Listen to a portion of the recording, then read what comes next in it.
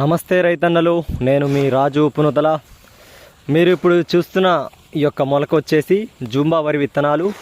మనము శనివారం రోజు ఈ యొక్క జూంబా కొత్త రకం సీడు విత్తనాలను మనం ఏ విధంగా ఆరబెట్టుకోవాలి, ఏ విధంగా మొలక కట్టుకోవాలో మొదటి వీడియో ద్వారా తెలియజేశాము. అదేవిధంగా మరి మొలక కట్టుకున్న తర్వాత ఏ విధంగా మనకు మొలక వచ్చిందో ఇప్పుడు చూస్తున్నారు.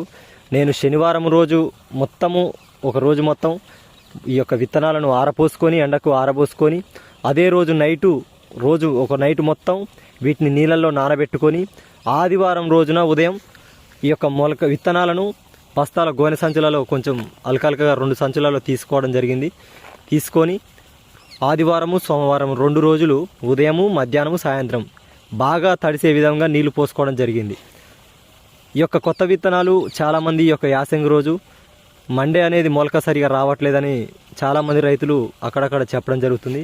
కాకపోతే మనకు వరకు అయితే ఈ యొక్క మొలక అయితే చాలా బాగా వచ్చిందండి. ఈరోజు మంగళవారం రోజు ఇప్పుడు నేను ఈ యొక్క మొలకను అలకడానికి సిద్ధంగా ఉందండి. చూడండి, మొలక మాత్రం చాలా బాగా వచ్చింది.